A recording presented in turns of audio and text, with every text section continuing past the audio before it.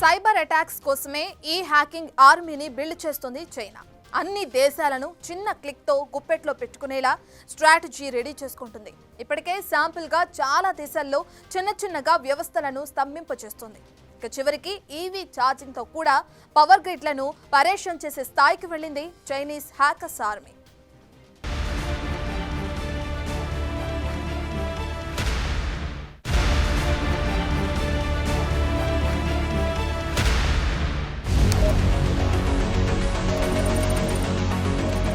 చైనాకు చెందిన హ్యాకర్లు, ముఖ్యంగా పీపుల్స్ రిపబ్లిక్ ఆఫ్ చైనాతో సంబంధం ఉన్నవారు అత్యంత లేటెస్ట్ సైబర్ అటాక్స్ నిర్వహిస్తున్నారు. అందుకే వారు అందరూ వాడే టెక్నిక్స్ ను వీళ్ళు వాడరు. చిక్కరు, దొరకరు. లోపాలను ముందే పసిగడతారు, అటాక్ చేస్తారు. ఇది సంగతి. ప్రపంచ దేశాల దృష్టిలో మాత్రం సైబర్ పవర్ హబ్ మోస్కో. కానీ లోపల చేసేదంతా ఇదే కథ. అమెరికా, యూరప్, ఆసియా దేశాల్లోని ప్రభుత్వ సంస్థలు, డిఫెన్స్ కంపెనీలు, టెక్ కంపెనీల నుంచి సెన్సిటివ్ కీ ఇన్ఫర్మేషన్ చోరీ చేయడమే లక్ష్యమంటున్నారు. చైనా ఈ దాడులు తమవి కావంటుంది. కానీ యుఎస్, యూకే, ఇతర దేశాల దాడులను చైనా స్టేట్ స్పాన్సర్డ్ గ్రూప్ల పనేనని కౌంటర్ ఇస్తుంది. ఐసూన్ డేటా లీక్ ఇటీవలి సంచలనం సృష్టించింది. ఇది చైనాకు చెందిన సైబర్ సెక్యూరిటీ కంపెనీ. ఈ కంపెనీ డేటా లీక్ 2024 ఫిబ్రవరిలో బయటకొచ్చింది. ఈ లీక్ లో 500కు పైగా ఫైళ్లు, చాట్ లాగ్లు, మార్కెటింగ్ మెటీరియల్స్, కాంట్రాక్ట్లు, ప్రొటెక్షన్ మాన్యువల్, క్లయింట్, ఉద్యోగుల జాబితాలు బయటకొచ్చాయి. ఈ లీక్ చైనా సైబర్ గూఢాచార్యం, హ్యాకర్ ఫర్ హైర్ ఇకోసిస్టమ్ ఎలా పనిచేస్తుందో అందరికీ అర్థమైంది. అంతెందుకు ఈవీ ఛార్జింగ్ ద్వారా కూడా గేమ్ ఆడుతున్నారు చైనీస్ హ్యాకర్లు.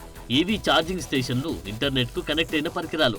ఇవి డేటా సేకరణ, చెల్లింపులు, పవర్ మేనేజ్మెంట్ కోసం క్లౌడ్ ఆధారిత సిస్టమ్లతో కమ్యూనికేట్ చేస్తాయి.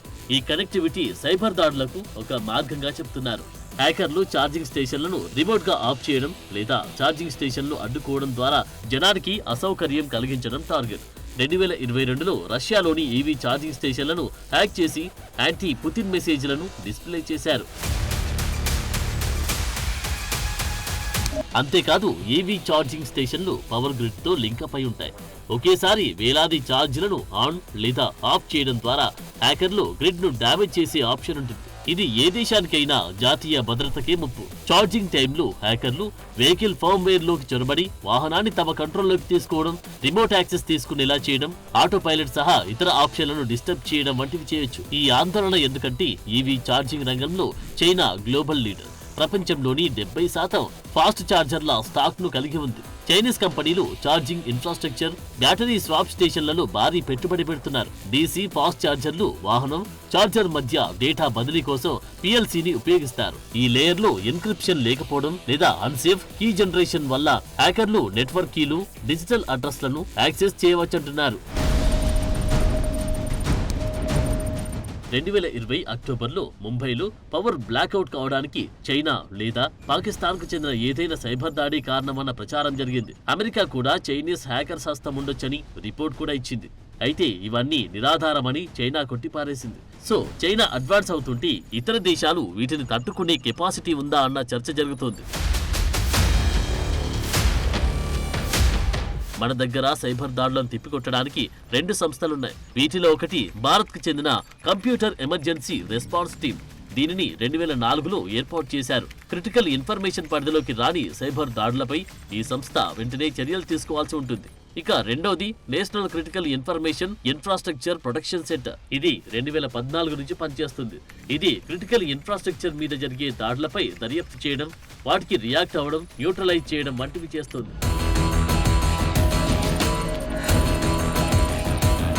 China cyber hacker army power పెరుగుతూ ఉండడంతో అమెరికా నిపుణులు ఆందోళన పెరుగుతుంది. గూఢాచార్యం మరీ ఎక్కువైందంటున్నారు. ఈ క్రమంలోనే చైనా విద్యార్థులపై అమెరికా నిఘా పెంచుతోంది.